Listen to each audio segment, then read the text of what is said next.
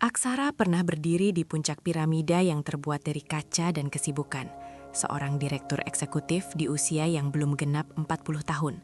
Napasnya adalah denyut nadi kota, dan setiap keputusan yang ia ambil menghasilkan riak finansial yang terasa hingga ke benua seberang. Ia memiliki segalanya yang didefinisikan masyarakat sebagai sukses. Sebuah apartemen minimalis yang menghadap cakrawala yang selalu berasap, lemari pakaian yang menampung koleksi sutra Italia dan wall Skotlandia, serta seorang suami, Arsa, yang memancarkan ketenangan intelektual layaknya perpustakaan kuno. Kehidupan mereka terbingkai sempurna dalam majalah gaya hidup elit, sebuah panggung kemegahan yang ditopang oleh fondasi ilusi bahwa kontrol mutlak atas realitas adalah mungkin, bahwa perencanaan yang cermat dapat menangkis setiap serangan kebetulan atau takdir yang kejam. Namun di balik tirai kemewahan itu, Aksara mulai merasakan kekosongan yang dingin, sebuah bisikan lirih yang mengingatkan bahwa semua kegemilangan eksternal ini hanyalah gelembung sabun yang menunggu sentuhan jarum tak terduga, mempersiapkan panggung bagi drama besar tentang kejatuhan dan penemuan diri yang akan segera dimulai. Kejatuhan itu datang dengan kecepatan dan kehancuran yang tak terhindarkan, seperti gempa bumi. Dimulai bukan dari lantai bursa yang ia kuasai, melainkan dari rumah sakit yang berbau antiseptik dan keputusasaan yang sunyi. Arsa, suaminya yang selalu tampak abadi dalam kecerdasannya, didiagnosis menderita penyakit degeneratif langka yang menyerang tanpa peringatan, mengubah fondasi kokoh pernikahan mereka menjadi pasir hisap dalam hitungan bulan. Pada awalnya, Aksara berjuang dengan segala daya yang dimiliki oleh wanita yang terbiasa memenangkan negosiasi miliaran dolar, mengerahkan seluruh koneksi dan kekayaan untuk mencari kesembuhan. Ia menolak untuk menerima kenyataan, menganggap penderitaan ini hanyalah masalah yang perlu dipecahkan dengan uang dan kemauan keras. Namun kenyataan memiliki rencana yang lebih brutal, menunjukkan padanya batasan kemampuan manusia, merobek-robek kepercayaan diri arogan bahwa ia mampu mengendalikan hasil akhir dari perjuangan hidup, meninggalkan dirinya sendirian di lorong dingin, bergumul dengan keheningan kosmis yang mengejek setiap usaha fanatiknya. Kematian Arsa bukanlah akhir dari penderitaan, melainkan awal dari proses pemurnian yang kejam. Perusahaan tempat Aksara bekerja terguncang oleh krisis global yang tak terduga, melakukan restrukturisasi besar-besaran, dan karena ia telah menghabiskan sebagian besar waktunya di sisi ranjang suaminya, fokusnya teralihkan. Ia dianggap rentan dan, yang lebih parah, emosional, sebuah cacat fatal di dunia korporat yang dingin, sehingga pemecatannya dilakukan dengan kecepatan yang sama dengan saat ia diangkat, efisien, tanpa emosi, dan terasa seperti penghinaan yang menusuk ulu hati. Tiba-tiba, Aksara kehilangan dua jangkar utamanya, pasangan hidupnya dan identitas profesional yang telah ia bangun selama 2 dekade. Cermin refleksi dirinya hancur berkeping-keping, menampakkan wajah yang asing dan dipenuhi kepedihan. Ia terperosok ke dalam lubang duka yang dalam, dikelilingi oleh puing-puing kemewahan yang kini terasa tak berarti. Sebuah monumen bisu atas kegagalan ganda dalam hidup dan karier. Ia mempertanyakan makna dari semua ambisi dan perjuangan yang selama ini ia puja. Di tengah kekacauan internal dan eksternal, ketika malam-malam terasa dingin dan panjang, Aksara menemukan sebuah buku lusuh yang tertinggal di tumpukan koleksi milik Arsa. Sebuah edisi terjemahan Meditations, karya Marcus Aurelius. Bukan karena ia mencari hiburan, melainkan karena kebosanan yang menusuk. Awalnya, ia membaca dengan skeptisisme seorang penganut rasionalitas pasar, menganggap filsafat kuno ini sebagai omong kosong pasifistik yang tidak relevan dengan kekejaman dunia modern. Namun, perlahan, sepotong demi sepotong, kalimat-kalimat yang ditulis oleh kaisar filosof itu mulai meresap, menantang premis dasarnya tentang kebahagiaan dan kontrol. Konsep tentang dichotomy of control, membedakan mana yang berada dalam kendalinya, penilaian, niat, tindakan, dan mana yang di luar kendalinya, peristiwa eksternal, tindakan orang lain, kematian, menciptakan gempa bumi baru dalam kesadarannya. Tetapi kali ini, gempa yang meruntuhkan dinding-dinding ilusi yang ia bangun sendiri, menawarkan fondasi baru yang terbuat dari realitas yang tak terhindarkan. Proses penerimaan ini, dari kesombongan menjadi kerendahan hati filosofis, adalah jalan yang terjal. Aksara harus berjuang melawan kebiasaan lama, menyalahkan takdir dan orang lain, dan terutama menyalahkan dirinya sendiri atas kegagalan untuk mencegah bencana. Ia mulai mempraktikkan premeditatio malorum, merenungkan hal-hal buruk yang mungkin terjadi, bukan untuk menarik kemalangan, melainkan untuk menghilangkan kekuatan kejutan mereka. Ia menyadari bahwa penderitaannya bukan disebabkan oleh kehilangan itu sendiri, tetapi oleh penilaiannya terhadap kehilangan itu. Sebuah realisasi yang sederhana namun revolusioner, yang membebaskannya dari belenggu emosi reaktif. Dia mulai melihat duka bukan sebagai musuh yang harus dihancurkan, tetapi sebagai bagian alami dari kehidupan yang harus diterima dengan keberanian dan ketenangan pikiran.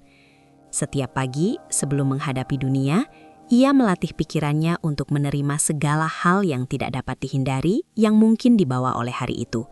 Sebuah perisai mental yang terbuat dari kebijaksanaan kuno. Transformasi fisiknya mengikuti perubahan mentalnya. Aksara melepaskan tuntutan gaya hidup jet set, menjual apartemen mewahnya yang kini terasa seperti penjara berlapis emas, pindah ke sebuah rumah kecil yang sederhana di pinggiran kota yang tenang, dan secara radikal mengurangi kebutuhan materialnya. Ia menemukan kebebasan yang mengejutkan dalam kesederhanaan, menyadari bahwa ia menghabiskan sebagian besar hidupnya bekerja keras hanya untuk membayar barang-barang yang tidak ia butuhkan. Ini adalah praktik asketisme sukarela, sebuah pelatihan untuk menghargai apa yang ia miliki dan untuk mempersiapkan diri menghadapi kemalangan yang lebih besar di masa depan. Ironisnya, kemewahan yang hilang tidak lagi ia rindukan, sebab ia telah menemukan kekayaan yang jauh lebih besar dalam kemerdekaan batin. Sebuah kekayaan yang tidak dapat dijarah oleh pasar saham atau dicabut oleh surat pemecatan. Ia mulai mengisi waktunya dengan pekerjaan sukarela di komunitas, aktivitas yang berpusat pada nilai-nilai yang ia yakini, kebajikan, keadilan, dan kasih sayang. Namun kehidupan tidak pernah berhenti menguji. Ujian berikutnya datang melalui pengkhianatan dari seseorang yang ia anggap sebagai sahabat karibnya, Renata, mantan rekan kerja yang ia bantu meniti karir, yang tiba-tiba berbalik melawannya, menyebarkan desas-desus jahat dan merusak reputasi Aksara di lingkaran sosial yang tersisa. Rasa sakit akibat pengkhianatan ini terasa lebih tajam daripada kerugian finansial, menyerang langsung pada kebutuhan dasar manusia akan kepercayaan dan koneksi. Reaksi otomatis Aksara adalah amarah yang membara dan keinginan untuk membalas dendam, sebuah gejolak emosi yang hampir merobohkan benteng stoiknya yang baru dibangun. Ia harus mundur, bermeditasi lama atas ajaran Epictetus. Orang lain tidak dapat menyakitimu tanpa persetujuanmu. Ia menyadari bahwa tindakan Renata, meskipun menyakitkan, berada di luar kendalinya, tetapi tanggapannya, apakah ia memilih kemarahan atau ketenangan, adalah sepenuhnya miliknya. Setelah pergumulan internal yang intens selama beberapa malam, Aksara memutuskan untuk menerapkan oikeiosis, konsep stoik tentang perluasan lingkaran perhatian dan kasih sayang. Ia berusaha memahami bahwa kejahatan Renata mungkin berasal dari ketidakbahagiaan, kecemburuan, atau ketidaktahuan, bukan dari niat murni untuk menyakitinya secara pribadi. Ini adalah latihan empati filosofis yang sulit, sebuah upaya untuk melihat kesalahan bukan sebagai agresi pribadi, tetapi sebagai konsekuensi dari penilaian yang salah atau sifat manusia yang cacat. Dengan menerima bahwa Renata bertindak sesuai dengan persepsinya sendiri yang keliru tentang kebaikan, Aksara berhasil melepaskan belenggu kebencian. Ia memilih untuk tidak membalas, membiarkan waktu dan moralitas publik yang akan menghakimi. Tindakan non-reaktif ini memberinya kedamaian yang jauh lebih memuaskan daripada pembalasan apapun, memperkuat keyakinannya bahwa integritas adalah satu-satunya benteng yang tak terkalahkan. Tahun-tahun berlalu, dan Aksara yang sekarang dikenal oleh komunitas kecilnya sebagai wanita yang tenang dan selalu hadir, mulai membangun kehidupan baru. Ia membuka toko buku kecil yang juga berfungsi sebagai ruang diskusi, sebuah tempat di mana ia dapat membagikan kebijaksanaan yang ia temukan melalui penderitaan. Ia tidak secara terang-terangan mengajarkan stoicisme, tetapi kebijakannya memancar melalui cara ia menanggapi keluh kesah para pelanggan atau menghadapi gangguan sehari-hari. Ia menggunakan pekerjaannya sebagai kesempatan untuk mempraktikkan kebajikan, memperlakukan setiap pelanggan dengan keadilan dan kesabaran, bahkan ketika mereka kasar atau menuntut. Ini adalah kate konta, tugas moral yang dilakukan dengan niat yang benar, bukan untuk mendapatkan imbalan, melainkan karena itu adalah hal yang benar untuk dilakukan. Setiap transaksi kecil, setiap percakapan singkat, menjadi medan latihan bagi karakternya, menjadikannya lebih kuat dan lebih berakar pada realitas. Salah satu pengunjung tetapnya adalah seorang pemuda sinis bernama Bayu, seorang mahasiswa filsafat yang skeptis terhadap semua ide kuno. Ia sering datang bukan untuk membeli buku, tetapi untuk berdebat dengan Aksara, mencoba menemukan celah dalam ketenangan mentalnya. Ia menantang Aksara dengan pertanyaan-pertanyaan eksistensial tentang absurditas kehidupan dan kebrutalan takdir. Bertanya, bagaimana mungkin seseorang bisa menemukan kedamaian ketika seluruh struktur dunia dibangun atas penderitaan dan ketidakadilan?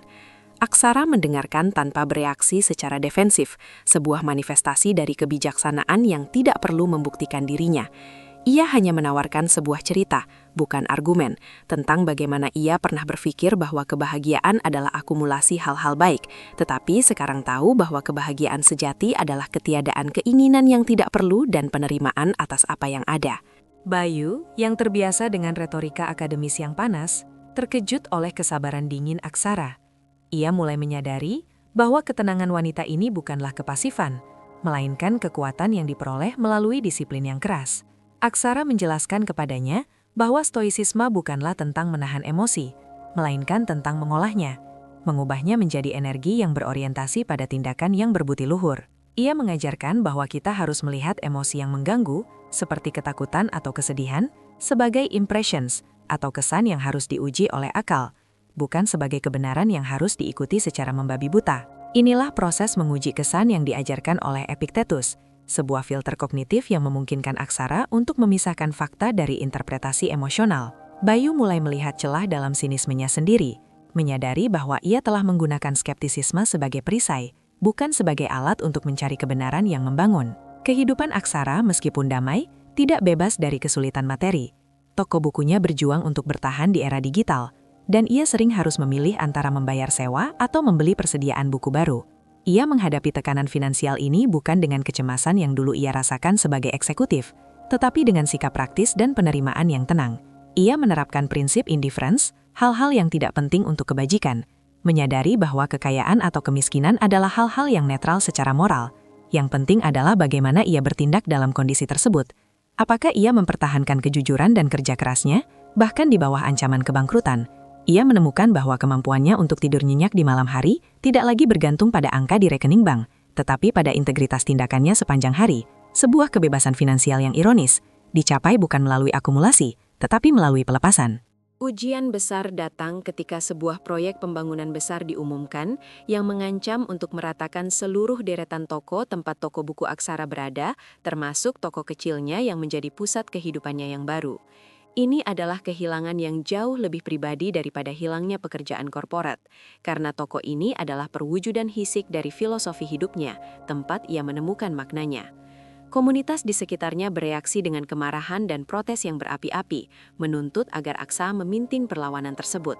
Mereka berharap melihat semangat perlawanan dari mantan eksekutif yang kuat. Namun, Aksara menanggapi krisis ini dengan ketenangan yang membingungkan. Ia tidak menolak tindakan, tetapi ia menolak kebencian dan keputusasaan. Ia memimpin pertemuan komunitas bukan dengan amarah, tetapi dengan analisis rasional tentang apa yang bisa dan tidak bisa mereka lakukan, membedakan antara perjuangan yang mungkin dimenangkan, negosiasi kompensasi yang adil, dan perjuangan yang pasti kalah, menghentikan pembangunan yang didukung pemerintah. Di depan kerumunan yang marah dan takut, Aksara menyampaikan pidato yang tidak populer namun sangat stoik. Ia mengakui rasa sakit kehilangan, tetapi ia menegaskan bahwa rasa sakit itu hanyalah reaksi terhadap hal-hal yang tidak penting. Ia mengingatkan mereka bahwa toko itu, bangunan fisik itu, adalah indifferent. Yang penting adalah komunitas yang telah mereka bangun di dalamnya, nilai-nilai yang mereka bagi, dan karakter yang mereka tunjukkan dalam menghadapi kesulitan.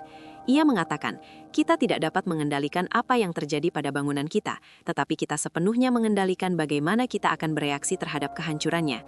Kita dapat memilih untuk menjadi korban yang marah, atau kita dapat memilih untuk menjadi individu yang berbudi luhur, yang menerima takdir ini dan mencari cara baru untuk membangun kembali, dimanapun kita berada.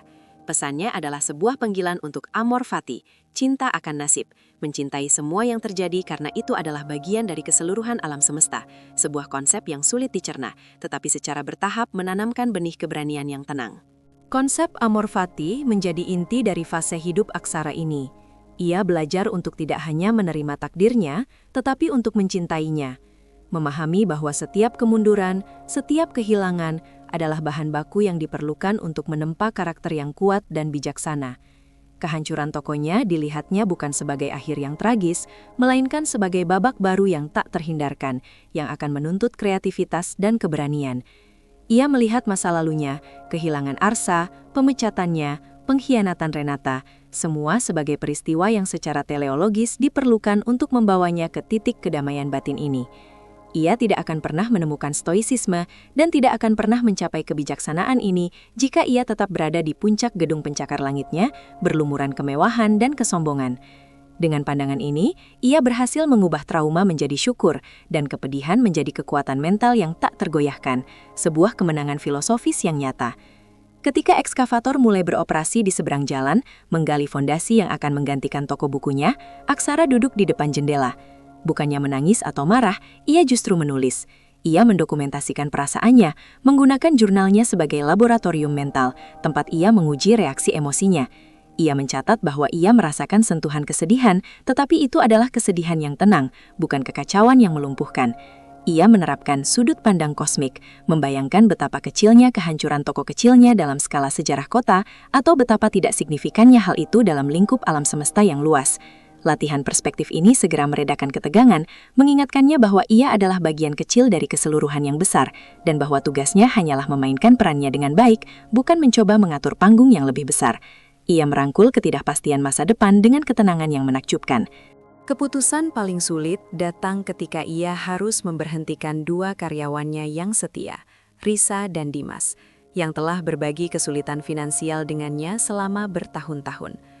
Aksara tahu bahwa ini adalah tindakan yang benar secara ekonomi, tetapi itu bertentangan dengan kasih sayangnya.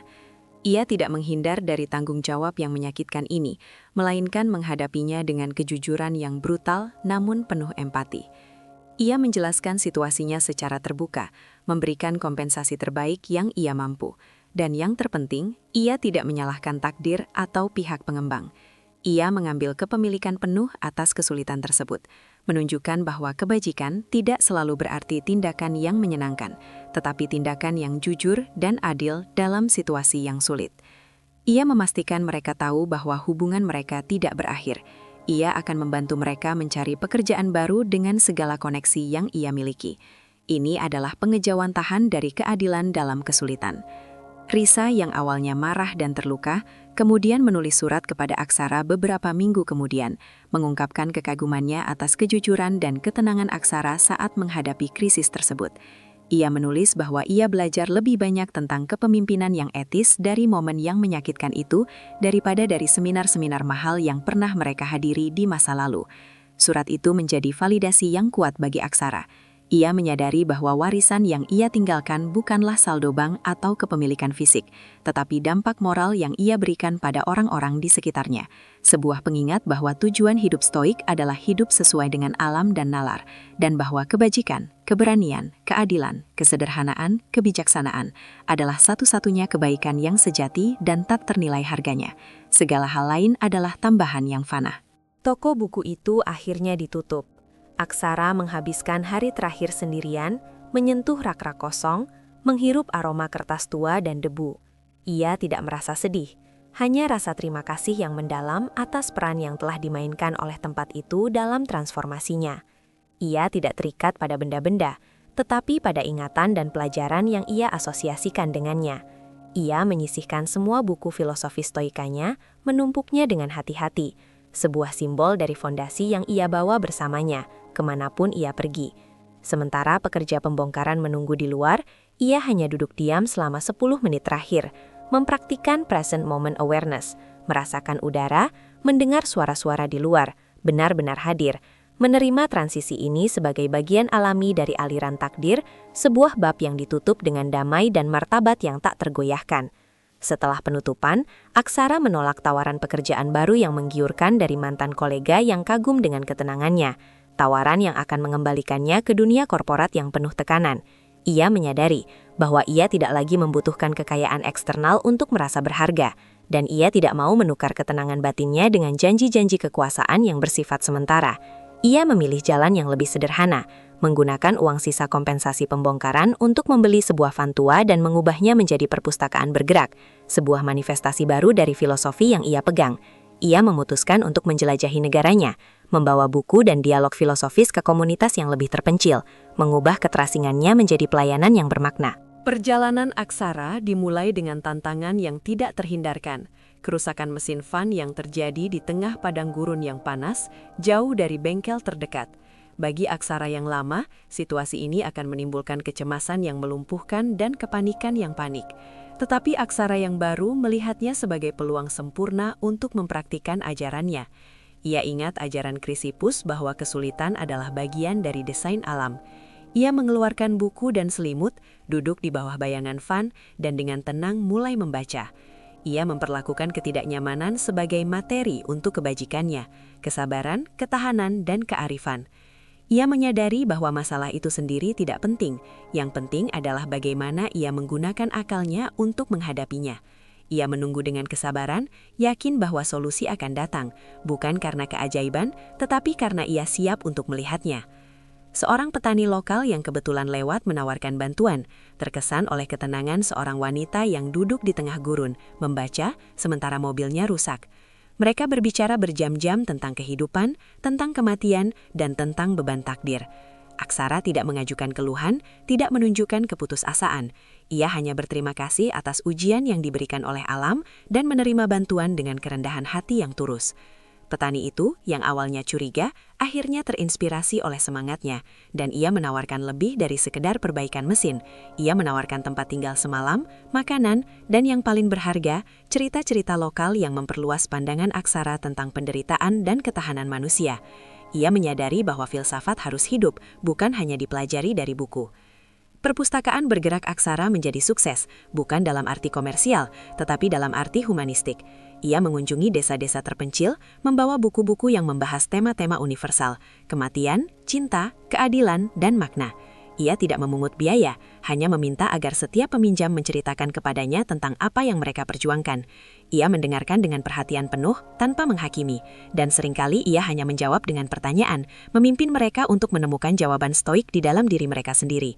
Ia menjadi dokter jiwa yang tidak meminta imbalan, memperlakukan penderitaan mereka sebagai kesempatan untuk menunjukkan bahwa hal-hal eksternal tidak dapat mengganggu benteng batin mereka. Dalam salah satu perjalanannya, ia bertemu kembali dengan Renata, mantan sahabat yang mengkhianatinya. Renata kini terlihat lelah dan dipenuhi penyesalan. Hidupnya telah runtuh akibat serangkaian keputusan buruk yang didorong oleh keserakahan dan kecemburuan. Renata mendatanginya dengan rasa malu yang mendalam, mengharapkan kemarahan atau setidaknya kepuasan tersembunyi dari Aksara. Namun, Aksara hanya melihat seorang manusia yang menderita. Ia menyambutnya dengan senyum yang tenang dan tanpa dendam. Ia menerapkan prinsip Sonder, kesadaran bahwa setiap orang menjalani kehidupan yang sama rumit dan menyakitkan seperti dirinya. Ia tidak mencari pembenaran, ia hanya menawarkan teh dan kesempatan untuk berbicara. Keheningan Aksara jauh lebih kuat daripada 1000 kata makian. Ketika Renata mulai menangis, meminta maaf atas segala kerusakan yang telah ia timbulkan, Aksara tidak memotong. Ia membiarkan Renata melepaskan bebannya sepenuhnya, dan ketika Renata selesai, Aksara hanya berkata, "Apa yang telah terjadi adalah hal yang tidak dapat kita kendalikan lagi. Kita hanya memiliki hari ini dan bagaimana kita memilih untuk menjalani sisa waktu kita. Penderitaanmu saat ini adalah karena penilaianmu terhadap masa lalumu, bukan karena tindakanku. Fokuslah pada kebajikan di masa kini." Kata-kata ini bukanlah pengampunan yang sentimental, tetapi pengakuan faktual dan filosofis, sebuah pembebasan bagi Renata dan konfirmasi bagi Aksara bahwa ia benar-benar telah melampaui kebutuhan akan pembalasan atau validasi emosional dari orang lain. Ia telah mencapai kebebasan dari penilaian orang lain. Beberapa tahun kemudian, sebuah krisis melanda yang jauh lebih besar daripada masalah pribadi, pandemi global yang mengunci dunia, menyebabkan ketakutan massal, kekacauan ekonomi, dan isolasi sosial yang mendalam. Ini adalah ujian pamungkas bagi semua ajaran yang telah dianut Aksara. Sementara banyak orang di sekitarnya menyerah pada kepanikan akan penyakit dan kehilangan pekerjaan, Aksara tetap tenang di dalam van-nya, yang kini terparkir di sebuah lahan kosong yang sepi. Ia melihat kekacauan ini bukan sebagai bencana pribadi, tetapi sebagai kondisi alam yang tak terhindarkan, cosmic flux.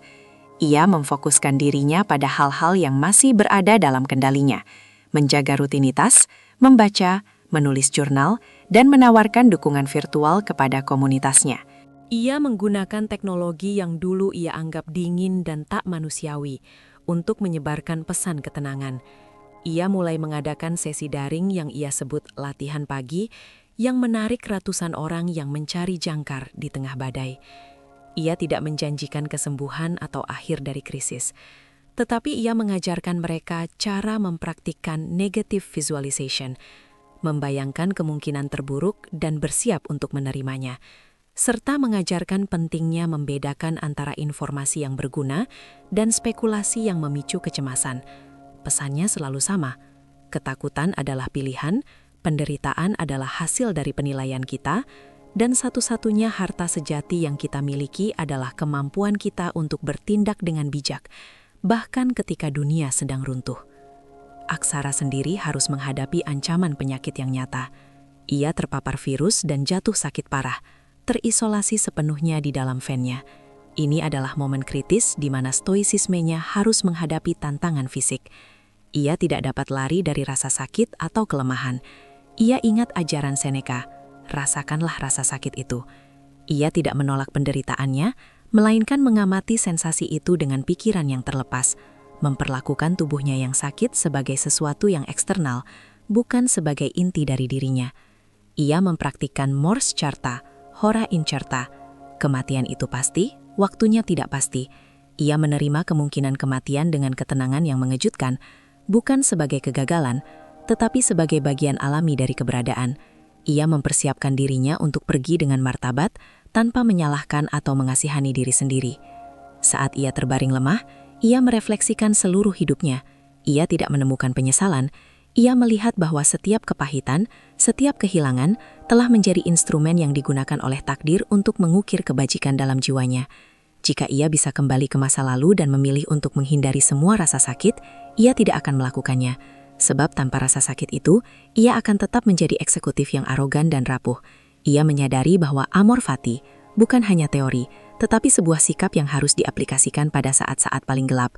Dan dengan penerimaan ini, demamnya mulai mereda, tubuhnya mulai pulih, seolah-olah penempaan terakhir karakter telah selesai, dan ia diberikan kesempatan kedua untuk terus menyebarkan cahayanya. Ketika ia pulih, ia melanjutkan perjalanan mengajarnya, tetapi kini dengan otoritas yang lebih besar. Ia tidak hanya berbicara tentang kesulitan, ia telah melaluinya. Ia menjadi manifestasi hidup dari filosofi bahwa kebahagiaan sejati tidak bergantung pada kesehatan, kekayaan, atau status sosial, tetapi murni pada kualitas moral niat dan tindakan kita.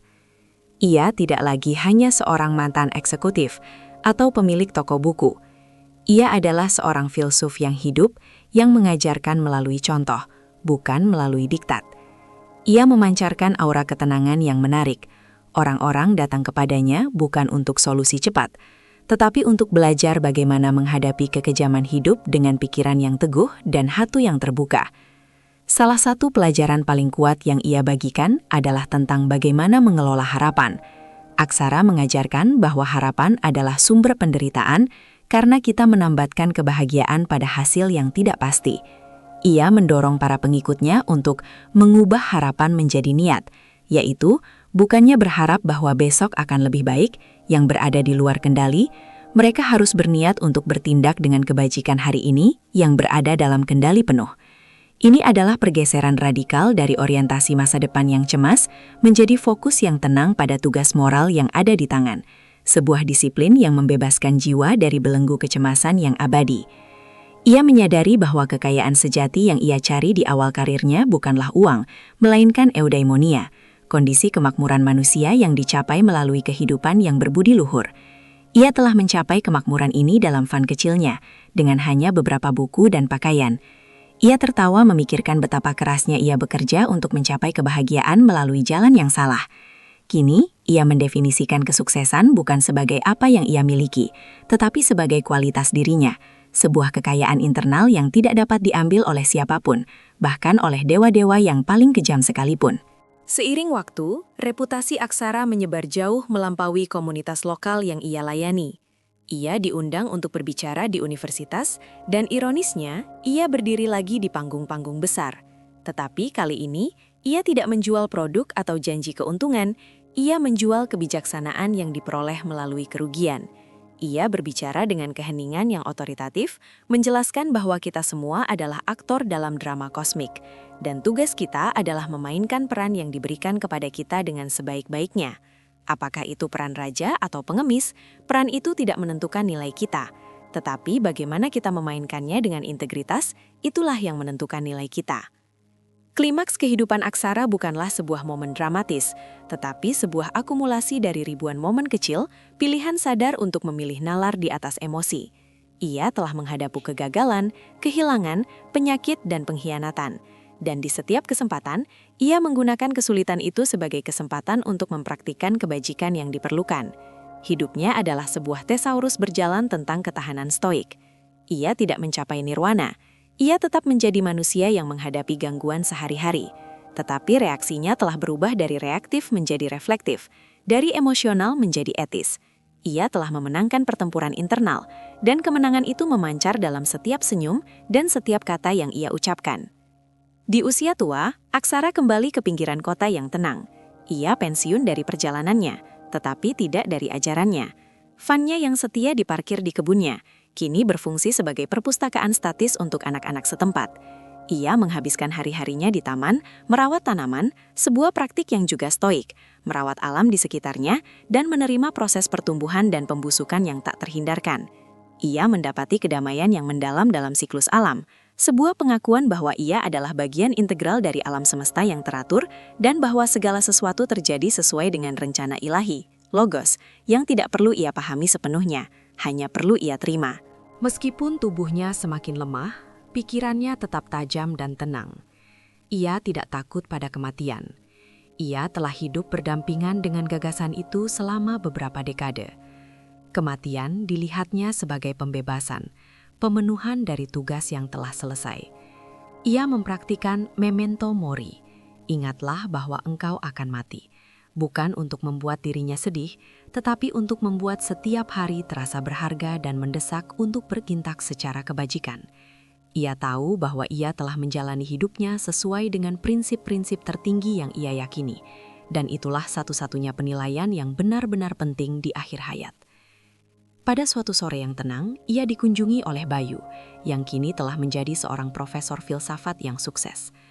Bayu tidak datang untuk berdebat, melainkan untuk duduk dalam keheningan, mengakui bahwa Aksara telah mengajarkannya lebih banyak tentang bagaimana menjalani hidup daripada semua buku di dunia. Bayu bertanya, "Jika ada satu hal yang harus saya ingat dari semua ajaran ini, apa itu?"